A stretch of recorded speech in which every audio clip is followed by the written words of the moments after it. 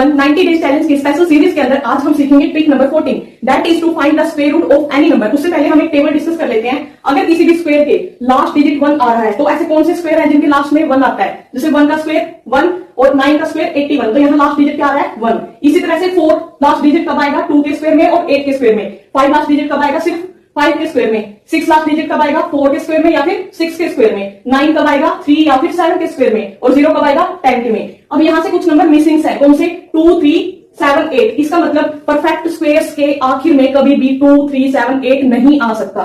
ठीक है ना? अब हम देख लेते हैं कि इस स्क्वायर रूट फाइंड आउट करने का हमारा प्रोसीजर क्या है। सबसे पहले हमें देखना है कि ये जो हमारे पास नंबर गिवन है इसका लास्ट डिजिट क्या है। यहाँ पर इसका लास्ट डिजिट है 4। तो हमने देखना है कि 4 जो है ऐसे कौन से स्क्वायर है जो लास्ट डिजिट 4 देते हैं? 2 या फिर 8। कि या तो लास्ट डिजिट होगा 2 का स्क्वायर ऐसा होगा या फिर 8 का स्क्वायर ऐसा होगा जो लास्ट में 4 देगा। अब हमें देखना है कि ये जो 7700 समथिंग है वो किन दो परफेक्ट स्क्वायर्स के बीच में आएगा। यहाँ पे देखो 7700 समथिंग है ना, तो ये किस किस के बीच में आएगा? 64 और 81 के बीच में आएगा 77। तो मतलब 8 और 9 के स्क्वायर में अगर मैं 80 और 90 का स्क्वायर ले लूं कि 64 और 81 इनके आगे 2 0 लगा दूं तो हमें पता है जो 7744 है इन दोनों के बीच में लाई करेगा। 64 किसका स्क्वायर है? 8 का, और 100 किसका हो जाएगा? 10 का।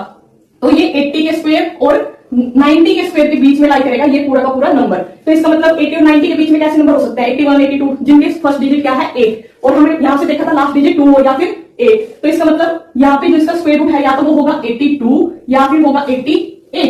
अब इन दोनों में से कौन सा होगा ये चेक करने के लिए हमें देखना है कि जो हमारे पास नंबर गिवन है वो इन दोनों नंबर में से किसके ज्यादा पास है। देखो 64 से और 77 के पास जाने में इसको कितना गैप? 1300 समथिंग का गैप है ना, और यहाँ पर कितना गैप है? 400 समथिंग का। तो ये नंबर इस नंबर के ज्यादा नजदीक है, बड़े वाले नंबर के ज्यादा नजदीक है। तो इन दोनों में से बड़े वाला नंबर जो होगा वो होगा इसका स्क्वायर रूट। तो 7744 का स्क्वायर रूट हो जाएगा 88। अब इसको एक बार हम एक एग्जांपल लेके डिस्कस कर लेते हैं। जैसे यहाँ पर है 9801 का स्क्वायर रूट फाइंड आउट करना है, तो हम क्या करेंगे? यहाँ पर देखेंगे लास्ट डिजिट क्या है? 1 किसके लास्ट में आ सकता है? 1 या फिर 9 के। तो या तो इसके 1 का स्क्वायर होगा या 9 का।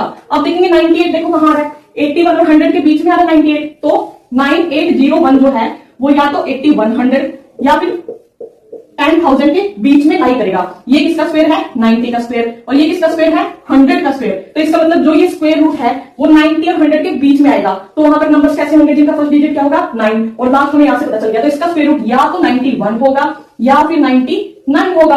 अब हमें देखना है कि ये जो नंबर था ये इसके ज्यादा नजदीक है या फिर बड़े वाले के ज्यादा नजदीक है। तो यहां से देखो गैप कितना है?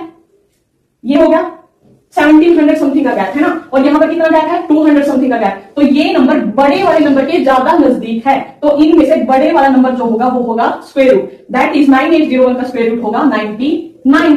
Thank you so